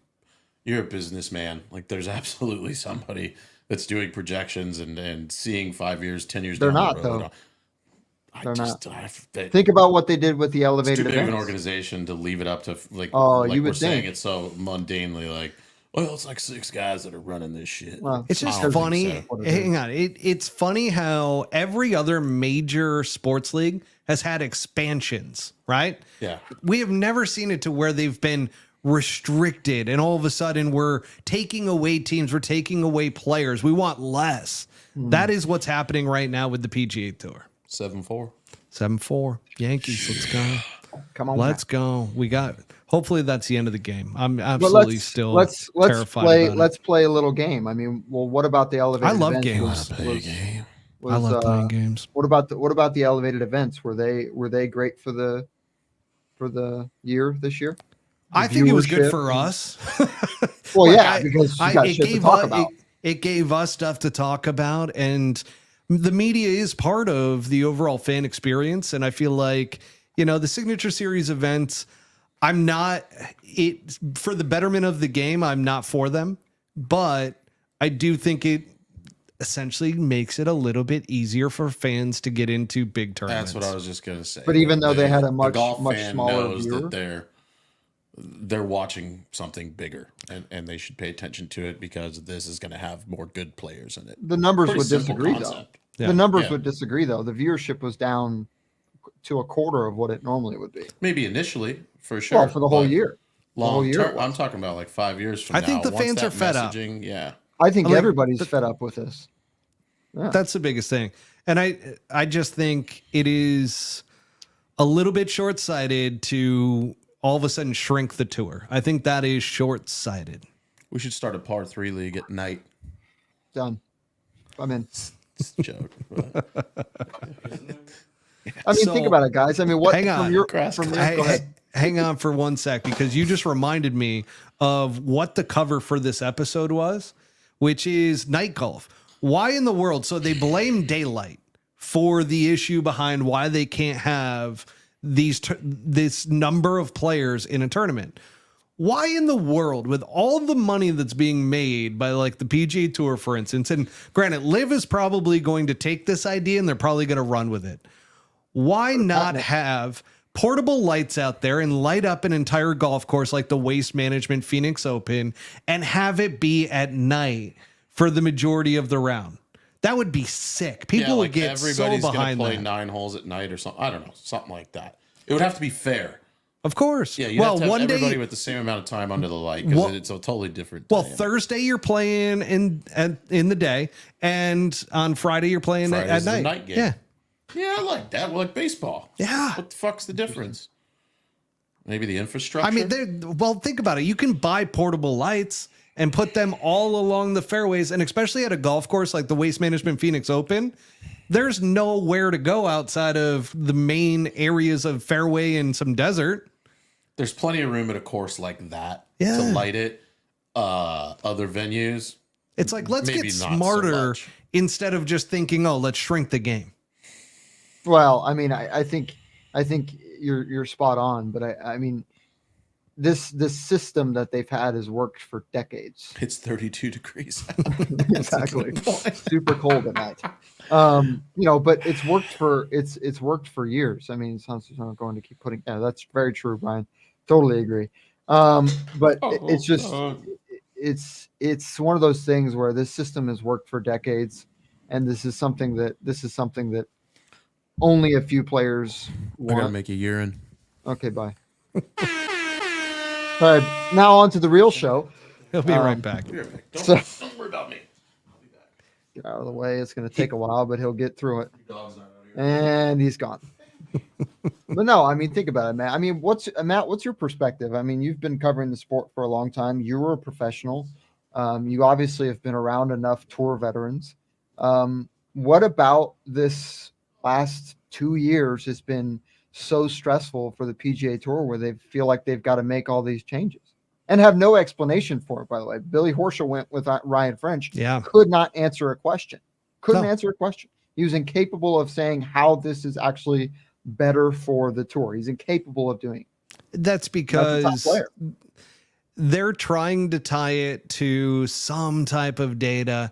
And the one thing that I will say is it's very transparent as to what is going on here. This is not for the betterment of the overall tour. This is to shrink the tour down so that the money can stay in more guys' pockets that are going to be in that top 100. Thank you, Trot. So What would that look like if they were transparent? I mean, because obviously we know in today's world that's virtually impossible for any corporate structure to be that way. But what if they just came out and said, well, you know what? We looked at the data and we looked at the complaints of a lot of the players, by the way, me being one of them, that play a lot of rounds at night. What can we do about this? Well, we kind of can't really shrink the field sizes too much because we have a lot of legitimate players that have come out of the Korn Ferry Tour category and the DP World category that have won, and we love to talk about how great that is. But then we're going to turn right around and say, well, you know what? It wasn't that great to begin with, so fuck them. Like it's a tough stance, man. And that's why this has gained so much media attention, especially, I mean, it's got an entire segment on our show because of the standpoint that this is a very, very non-transparent like way of going about it, to try to like say, hey, we have data that shows that in a couple events, daylight was an issue. Okay. Who's to say that daylight is not going to be an issue anymore? Right. Yeah, with I agree. The same, and they're slowing up the pace of play. They're going to allow more slower play within this process as well. It just seems to me like, because that was never an issue. It's right? I mean, I hate to go down this path, but I'm going to say it's like the old boys club. It's like, oh, you know what? We're going to take care of each other. And as long as we do that, we're going to be just fine. We need innovation. Is that so bad? We need innovation around the PGA Tour. We need innovation. We don't need shrinking of the game. There's so many great talents and new guys that have their shining moment all of a sudden after they've struggled for years. Like, that's true. Would Wyndham Clark have been able to break through the way that he did in the current setup and system? Probably not. Like, he wouldn't have been able to hang around. And is he going to be a guy that's just going to go play the Korn Ferry Tour every single year and potentially lose money? That's where this whole entire thing is really skewed. If the Korn Ferry Tour was a better product because they actually put money into it and they actually spent time, I could see this working out to where you've got a restricted group and there's ways to get into it and so forth. But that's not there. Like, they don't have the infrastructure that's there in order to move from the Korn Ferry Tour into the PGA Tour and be successful. So Matt, as a successful business person, the person who's built and sold businesses, do you believe that this product that they're talking about trying to sell to these, multinational, multi-billion-dollar companies that they love to talk about, do you think that they're going to continue to step up and be like, yeah, you know what, even though it's the same guys year in and year out, and we don't really get any money back from this, but we're going to still continue to put money into this? Do you really think that that's going to happen? I mean, what would you do if you were the CEO of whatever and had billions of dollars? There's still a way to get on tour, right? There's still pathways, but it's a lot more difficult to stay. Yeah, I'm going back to college. You have to be exceptional. You do have to be exceptional. You got to come out hot. How are they not, though? You can't progress into it. You have to come out, like, you have to have a hell of a year on the Korn Ferry Tour. And then you've got to come directly into the PGA Tour and basically win an event. So this is what I'm saying. So, like, we don't know yet. Like, 5 years from now, that may work. You might end up with extremely strong fields in golf. Listen, I'll tell you what the PGA Tour should be doing instead. Instead of shrinking the game, they should be promoting the shit out of every single tour member that they have. 125 players are getting promoted so that you know the names of all of these players rather than only knowing a dozen guys. That's true. But again, they do a terrible job with promoting of golfers. So let's just say they promoted like a little more depth of the field, right? Like the top 50, even if you knew who the top 50 were, that's in line with where they're going. They can work on promoting the product better, but like, you don't need to know who 150 guys are. Like, yeah, but for years, the tour was capable of doing it, and they did it. I mean, it's really up until Jay Monahan took over that the who's the next Tiger Woods was the entire focus. And Problem is I'm that not none of them disagreeing are. with you guys. I'm in the same school of thought. I'm just saying, look at it from the other side for a second, and at least do the what if of, okay, like a few years from now, is there a chance that what they're doing does produce much deeper and much stronger fields? Hey, leave that one up there. I'll be shorter fields. Like, No, you're cutting the fat off, basically. I There is no understand fat. what they're trying to do. There is fat, though. There is. No, There's there guys that, first off, like I think back in the day, you used to be able to go to Q school and get right on the PGA Tour. Can you still do that? No. Yeah, you So can then they now. thought, You got 5 slots now. So okay, There used to be more though, if I'm not mistaken. 5 slots. Yeah. But, so all right, so let's send them on to this other tour. Let's go to AAA baseball and let's play there, and that way you're going to be ready and you'll be able to meet the demand of the PGA Tour. And that's if not they, working. that's if they. It's But if it's not they working. invest in that tour, though. It is working. What are you talking about? Well, what do you mean invest? It's not working though. If it was, then you'd have more names shining quicker. Like because Jake that's Knapp, the, Eric Cole, Max Grayson. and, Let's see. and under the new Thomas, rules, Scotty they would Scheffler. still exist. They would still exist. Those guys would still have been shiners. No, because they're not getting into events. Yeah, they would. They would be. No, they're not getting in. The stuff that they 120 would- man field, 120 man field, they don't get in. But the stuff that they did play in, they would have excelled at regardless. Not So- necessarily. You I got. don't think so. I mean, this is one of my Well, tell me arguments that how. I've had with the PGA Tour is that you're not going to have a guy in his mid 30s finally figure it out because the system doesn't allow it. Like you Because have they don't to have enough time. Yeah, you don't have enough time. You don't have a system that's going to allow you to grow as a professional golfer. And like, there's guys that peak that really kind of hit their stride in their mid 30s. Let's just say you're right about that. But that's not as entertaining as a guy that's 25 that excelled way ahead of when that guy hit his peak. So that guy gets the bump up. He's younger, he's more marketable, and he's going to play better for longer. Yeah, Brian Shane actually has a good point here. He's saying, so are we rather have more players in because fans want to hear the stories of the grinders versus the stars? And obviously the stars are going to take the cake when it comes to fan interest. But there is a fan base that loves the stories of the guys that can break through. And I really feel like Sure. shows like this, who we talk about guys that potentially could break through and so forth. It's like, man, having that promotion around those guys and then they do break through, that's massive for For somebody. Sure. It used to have those stories like Jason Gore. Remember that name? Yeah. Remember when Gore came course. out? But again, look, that's a perfect example, actually. Guy used to drive a Budweiser truck, got on tour, was potent, but because of his age, he had 2 years of potency and then he's gone. Rich Beam Okay, another one. But you have. was selling cell phones But here's the thought, right? that wins the PGA Championship. Okay, we're going to let you in, but your peak is going to be a couple years. We want guys that are going to have a 10-year peak, and we can actually like put some money behind it. Now, But I guess they're my not question putting money is, behind it. I don't know. I'm just trying to think No, they're about not. all the what ifs. so I guess there's 3 things, right? So one, was there a problem with the product, or was it a problem with how they promoted it? That's the first question. Second question, It's a problem with how they promoted it for sure. Okay, so I think we can all agree that was probably pretty poorly promoted. The second question is how long are the top 100 guys really going to last, and what kind of turnover are we going to see? Are we going to see, based on the field sizes the majority of the tournaments are going to be 120 man fields, which means 10 of the 20 guys on the Korn Ferry Tour get in, the other 10 just don't, and they're just not playing. Which But means that's what that they I'm don't- saying. You're going to Yeah. have turnover, but the replacement for that turnover, Very small. it's small, but I think the upside is the longevity of who the replacements are going to be. Yes, you are going to cut out the hero story of a 35-year-old, that, like the movie Rudy, that breaks through after years of grinding and going to Q school 25 fucking times. That's this rare little demographic, and we love those stories. So but, is the young breakout guy. It's just as rare to see.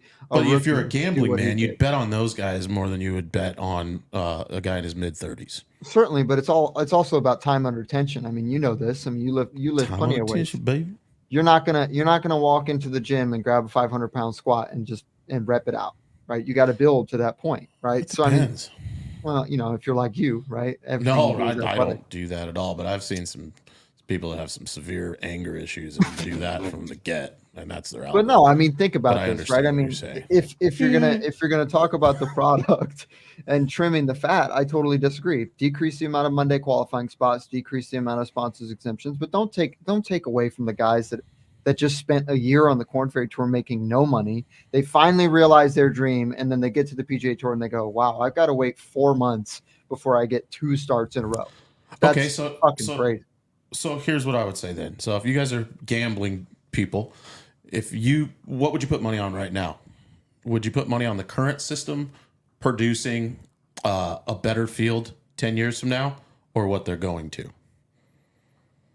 What do you say that again? Would you put money on the current setup in 10 years' time?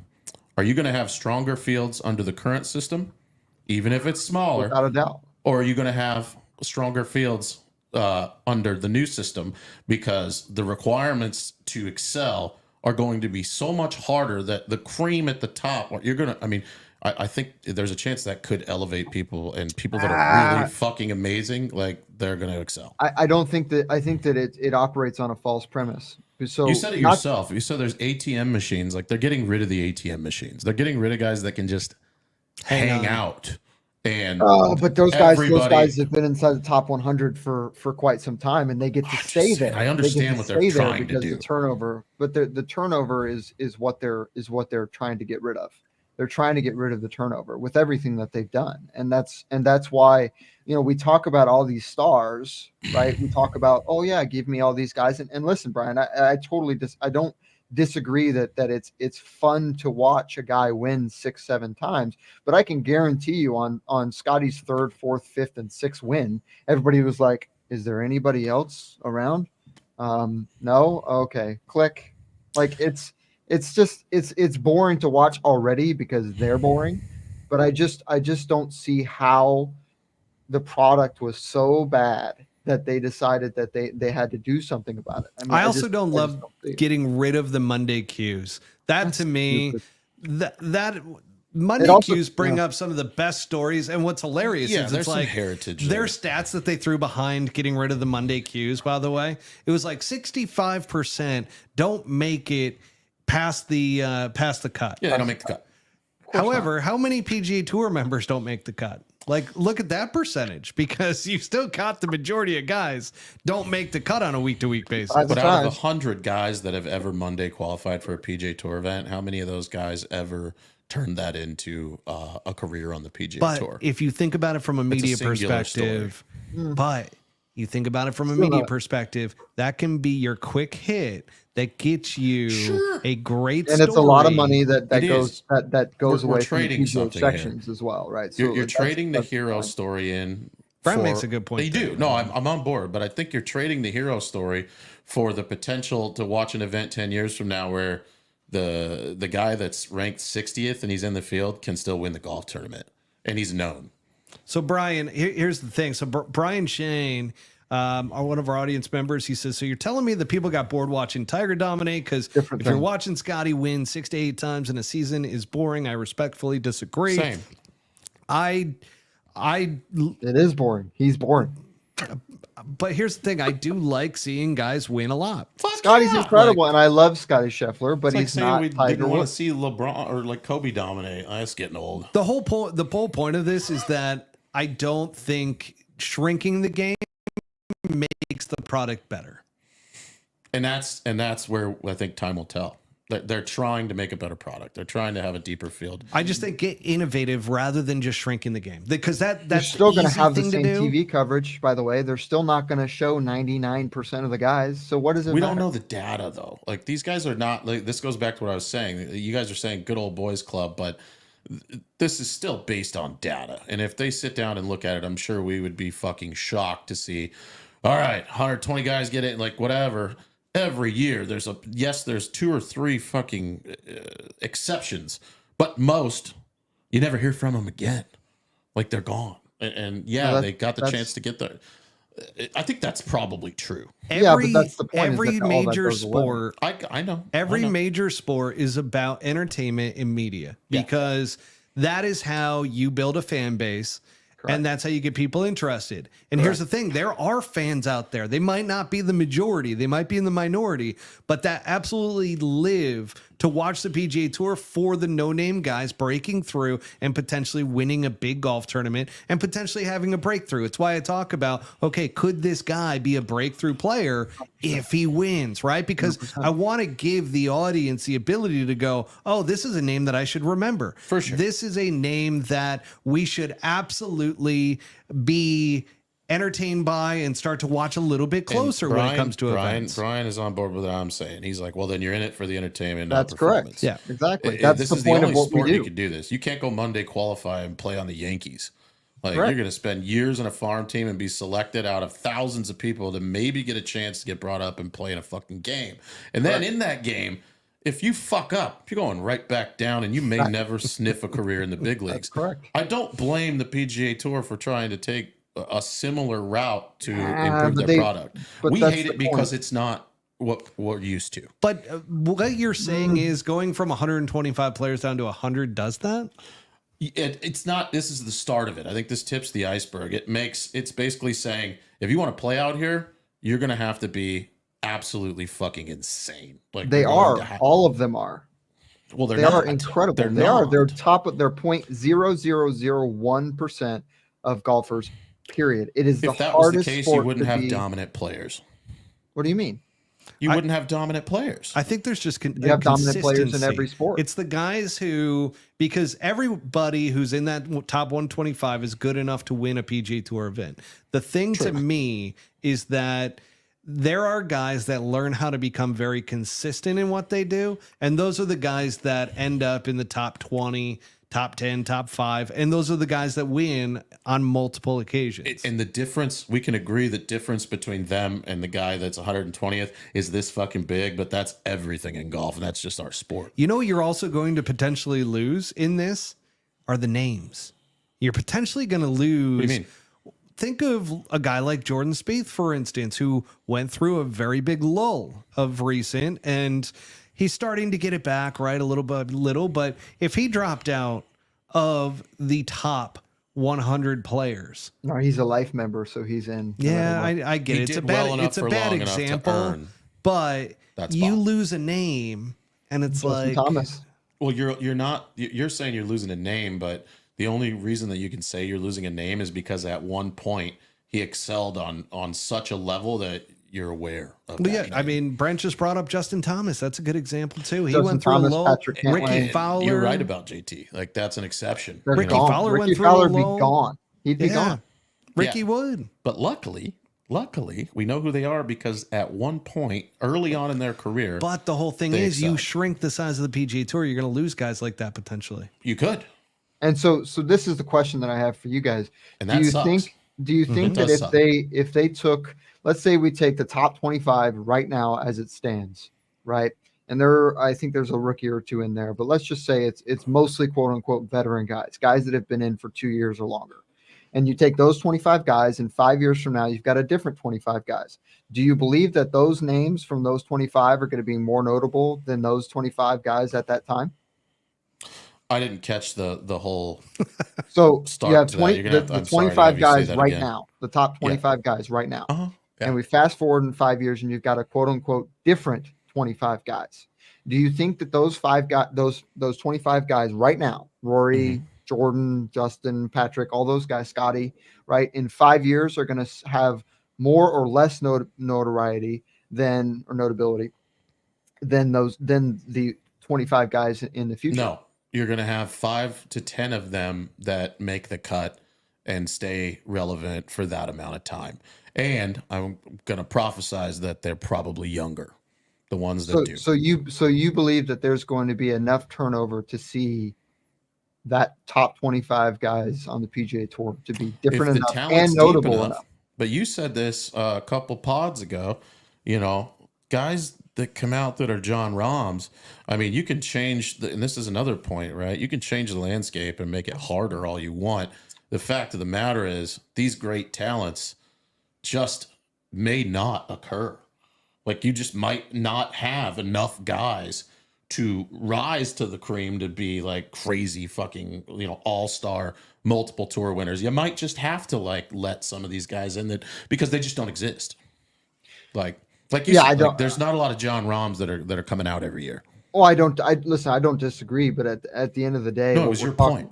Yeah, exactly. Oh, I point. don't disagree with your explanation of that point. But I think the problem is what are we trying to accomplish? And as a PGA Tour member currently, I mean, whatever.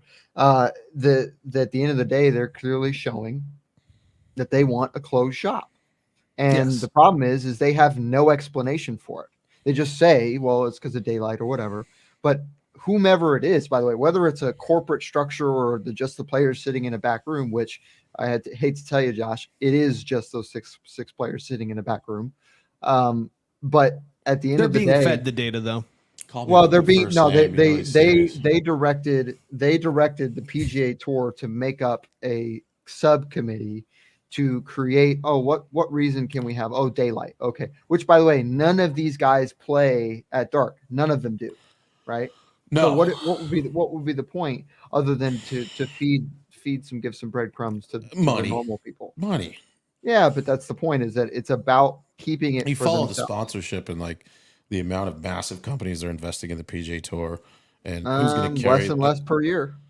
No, I understand, but like who's going to carry the torch longer in terms of a long-term investment from a huge company? I mean, it's just not going to. It's not going to be the once in a lifetime hero situation.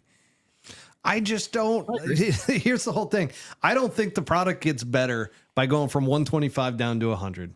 I don't think more like you become more known about guys that are in 50th to 100. I just think that they are closing down the number of players to make it more of a closed system. It's not going to be any more entertaining.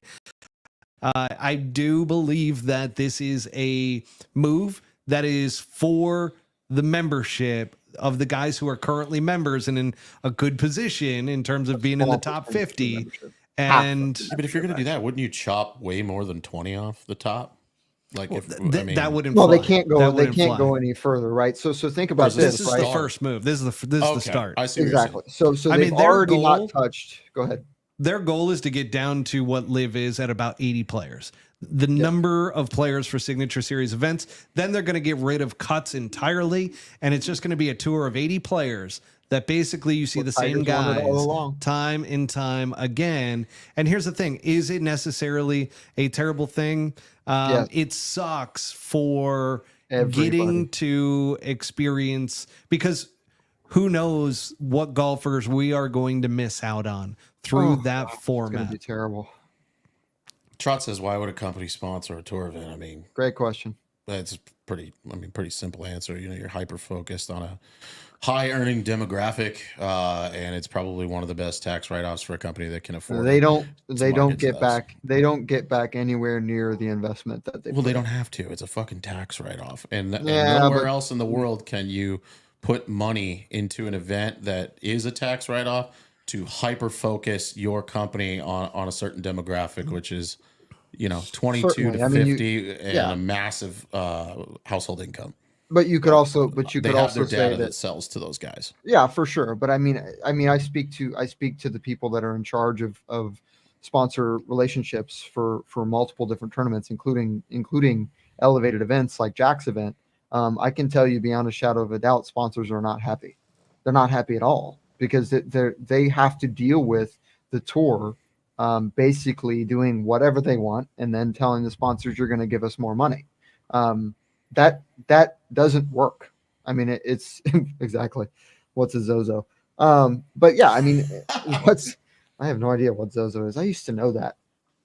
No, I'm with you. Like for our purpose, Trot, it's not for us, but it's not a bad place to spend your money if you got to get rid of a lot of money and yes. You'd like to market to that group of people. For but us, they also, but they also are business people that year in and year out, if they're putting millions and millions of dollars away, they're gonna have to see an ROI. Yeah, you're gonna need to see something out of it. You're not gonna. They want a better product, and here's the thing: just shrinking the tour membership does not make a better product. And I don't know. I mean, I think I'm with you, but I think there's still some landscape to play out here over the next few years as to whether or not that's going to be 100%. That's the problem, though, right? So and this is something I texted a good buddy of mine this morning. I said it would be a huge mistake for them to make this change and then just go about the same way that they make every other change. Was we'll just wait and see if it works out. Meanwhile, people are losing their jobs, they're losing their income, they're having to find a whole new different way to make money. And these are guys that are perfectly capable of winning on the PGA Tour. Now, going back to Matt's point, which I totally agree with, if you can make the Korn Ferry Tour a better product, then great. But here's what's going to suck. If they don't improve the media side and the cameras and all that other stuff and getting to know they better get to know every single one of those 100 motherfuckers. Otherwise, it's going to be right back to where it was, where you get 5 guys on the TV and that's all you know. And then everybody's sitting there going, okay, so nothing's changed. We're just Well, it's seeing been that way people. forever, Brent. Yeah, but at least, I would say since Jay Monahan took over, it's been that way for a long time. It's been that way since fucking 2000. No, for a long time there were plenty of guys that we got to know over the years. Plenty of guys. Hang on, I want to get to this one by Brian here. Okay. Let me ask this. Should Liv expand their fields? What would make Liv better? I've got a very simple answer to this. First of all, yes, they need to expand the number of teams that they have as franchises. However, how do they make the Liv product better? Actually have the teams play against each other. That is the key. If they just do it as an individual golf tournament to where there's a team aspect, it's never going to gain the traction that it needs. And shotgun as well. I'm with you on that 100%. We need to see, and that's one of the interesting things, by the way, and we do need to wrap up this particular segment. But that being said, this is going to move us into Liv Golf really quick because there's a couple updates there. But I do want to mention, as far as Liv Golf is concerned, actually, we're just going to get right into Liv Golf. With Liv Golf, Greg Norman's contract is expiring in August of 2025. That's facts. That's facts. He actually went on and had an interview with Sports Illustrated. The other interesting fact that I found out from that interview, which I didn't get it from my sources, this is from the Sports Illustrated interview, is that Greg has had no knowledge of the negotiations whatsoever. They have kept him out of the entire thing. On his way out, as they probably would. He's on his way out. Yeah, it's over. He was meant to serve a purpose, and he served that purpose, and he got his paycheck, and he's done. I mean, have you seen those beach pictures? I mean, he was the BSD out there, just hammer fisting shit. I mean, guys should absolutely wear underwear. He was the face forward figurehead that launched the whole thing, and now they don't need him anymore. They needed an ego guy to get that thing started, and he was the guy. Yep. So those are the two big ones there, and that really bodes the question that, okay, if he's gone after, in 2025, and he's just looking to build out the schedule through 2025. He said that's his main objective right now. Does Liv actually survive past 2025? Yeah, Absolutely. here's what they do. Yes. Let me tell you right now. They take the Sheik, okay, the head financier. What's his name? Yasir El-Rumayyan. Yeah, at every fucking event, he comes out with a parade of elephants, and on the front elephant, he's up there, and he's on a little velvet bed that looks like a magic carpet. Like There's Aladdin. people on top of there, standing up there, and they're wafting it with palm fronds. And that's how they kick off every Sounds like Aladdin. I love that. No, I don't know what that is, but Sounds great. yeah, I've never seen that. I think that would make a lot more people interested. The other part that before I was going to get into the Liv Golf updates is the TGL. This is the magical piece that I think people are overlooking. I think people look at golf simulators and so forth. I actually think stupid. Here's the thing. I think this could be because they're about to do what Liv Golf should be doing. Teams are playing against each other, and it is in a match play type of setup. I think the format sucks. On a to be honest. simulator.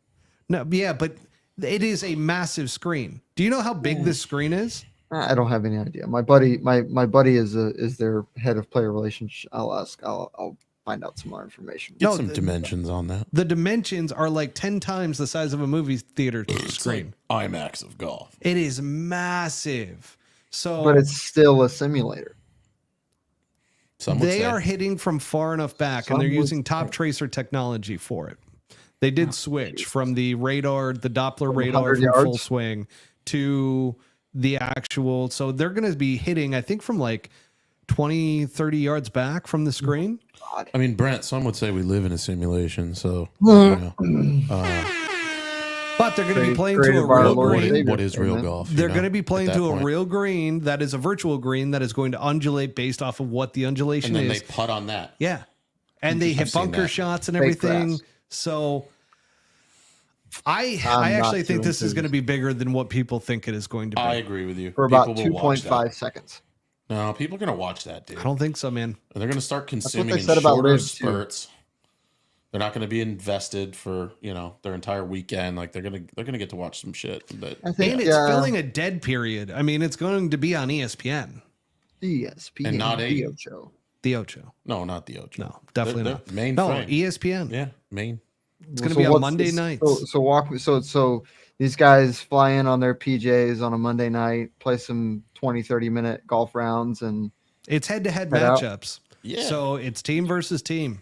There's no, we're going to have 3 or 4 teams going up against each other tonight. Yeah, I don't It's going think to be it matters if you're hitting into team a versus screen. team. You got to be the best one that hits into a screen. The Like, format's weird though. It's not a straight match play, and I do. That's the only thing I question with this whole thing is will the format work? They're going like 6 holes at a time with different formats. Okay. So it's like alternate shot. It's like I got to look back into it because it's been a year since I really had all the information around it. But there's going to be like 6 holes that are like an alternate shot. There's going to be some other weird format for another 6 holes. It'll be interesting. I'll watch it. for about 2.5 seconds. I'll gamble on it for sure. If they got odds. Well, on we're going to me, find out come fucking January. watching it. I think it's just an absolute money grab, to be honest. The whole thing's a fucking money grab. I mean, It wasn't for years, but you know. No, but I have been wanting, as a tech guy who comes from that industry, I've been waiting for somebody to do this. To see that hit. This is the holy grail of what we always talked about with indoor golf, of hitting your full shots in a simulator and then being able to have your short game played out in real life. That's going to be pretty damn sweet. yeah, you And got the- only the top players in the world are going to get to do it. Hopefully there's going to be expansions and more franchises. But But they don't remember these same people that are in this organization are the same people that just decreased. I was just PGA going to say Tour, that's exactly the so- formula. Why are they doing it that way? Like, oh, well, because we want to watch the best ones. We want to watch the best. That's what they ones. think, right? They think, well, the golf fan only wants to see the best players. Well, that's I would say funny. 99% of your average can- golf fan only want to see the best players. I can guarantee you that if the product, like you said, Butsy, has been the same for so many years, and it's only been viewed that by the only top players getting viewed, then what's the point? Whether it's 125 or 150. I'll give you my personal rendition. Here's how I consume golf. Butsy on a Personally, soapbox. Here we go. I'm a huge fan of the game. I love watching the PGA Tour, but I watch Sunday and I watch the back nine, and that's what I watch. I don't watch the A whole lot of people fucking do. tournament. I don't give a shit if I don't care about the story. I want to watch what 6 dudes or 10 dudes are duking it out on Sunday coming down the stretch. and you're probably more interested if it's a big name. 100%. Absolutely. And if somebody that wasn't a big name is now the underdog and they have a chance to overtake the big name, it's like watching NASCAR, baseball, any other fucking sport. That's what I'm paying attention to. And But that's what I give a that fuck is about. more I compelling. consume 30 minutes of it. That's like- more compelling than the same guys week in and week out. That's Yeah, way more compelling. Absolutely. That's what I'm Kiss interested that in. goodbye because that's absolutely gone. That's what? It's absolutely gone. The underdog story's gone. It's just kiss it goodbye. Oof, it's gone. Well, the underdog story's not gone. The No, underdog can still be in the top 100 in the world. it's- And be out so there. this is my point: is that in order to get there, they're no longer an underdog. This is my point: is that in order to get to that place with basically 5 events in the first 5 months, maybe. There you go. That's funny. But at the end of the day, if in order to be in the top 100 in the world, you have to basically no longer be an underdog. You're no longer an underdog, which is great, but you won your tour event. It's over. No, It's you're done. still an underdog. It's just there's a shift from what a low class underdog is to now like what a real underdog is how I would look at it.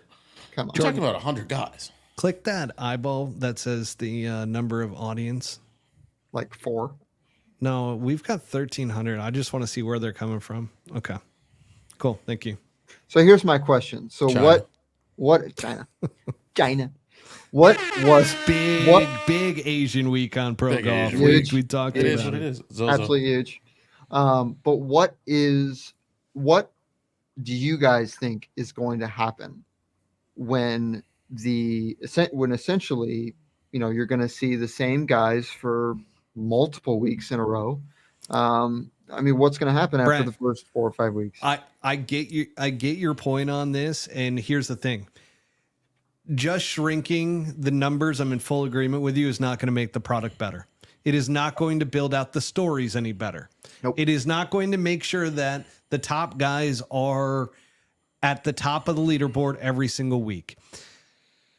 They need to do a better job with the media side to all of this. Agreed. We need better coverage, because I think it might have been Brian Shane who mentioned it. He's like, the product, especially back in the older days, was boring. I remember watching it as it's I got been into boring golf, forever. and I used to use golf coverage to fall asleep. Yeah, because it's it been was that way great forever. falling asleep stuff.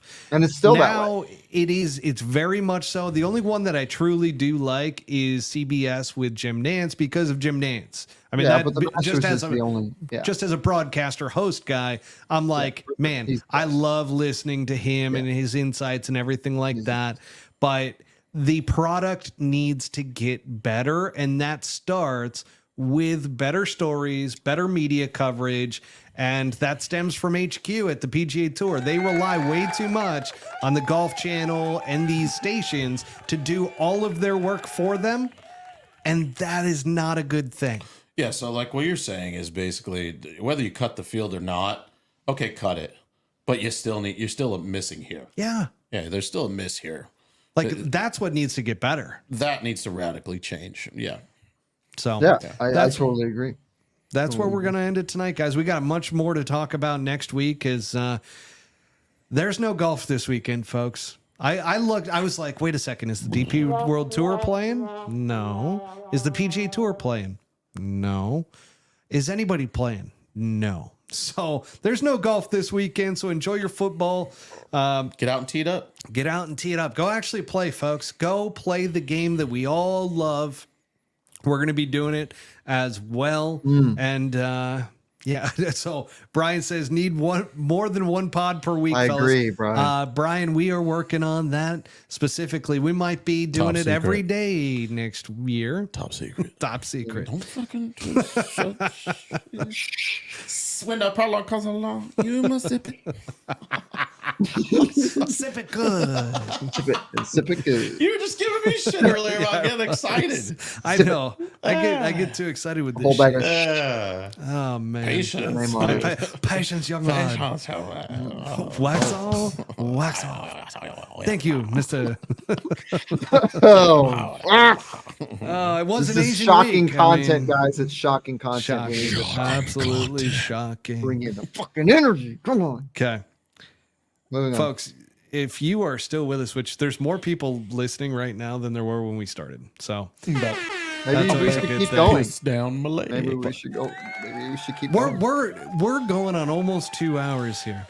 So But it's not 2 hours though. oh boy. Brent, Unfortunately. I know you are not done with this topic. I Never. know. Oh, he's fired up. Never over. We're gonna have a continuation, a part 2 of this next week. And I'm just literally sitting here like I really actually agree with you guys, but for the I know sake you of, are I'm just literally trying to digging into instigate poor the Brent. fuck out of you And guys. what's great is that I don't think he knew that until you just said it Oh, either, I knew because that. he No, but- is No, getting he's getting yeah, he's like, frustrated. how could you possibly Frustrated. He's like, how do you not understand that know this you, is man. not a better product? Oh, I know. But You know, that doesn't make for a fucking entertaining evening, does it? No. Yep. Got to bring the pain, boys. Come on. Gotta bring the pain. My boy Jared over there. Folks, we do want to give a shout out and a thank you to our show sponsor, Swannies. Folks, utilize Pull Hook Golf 25, which is the promo code. Pull Hook Golf 25 is the name of the podcast plus the number 25. I'm in, Brian. Let's go. And you get 25% off your entire order at swannies.co. Folks, every Tuesday night we are live recording this podcast. And it comes out Thursday morning as a fully produced show. Our video editor does a phenomenal job. Make sure to check us out on social media, on Instagram, especially. We got the TikTok going. We got, sure enough, good old X. I haven't been as active on X lately. I haven't been getting into all the arguments with everybody, but nah, you're past that. Now you just let them hate amongst themselves. yeah, I love it. Watch the little bit of watch the news. folks I'll be in fight. studio next week. Brent Grant in studio. Oh, that's right. How about a round of applause for Brent Grant being in studio? Where's he gonna sit? I'm gonna sit Where's right he on gonna this, sit? right Where's there, he? buddy, right on your right shoulder. Right here, babe. So until next week, guys, peace out.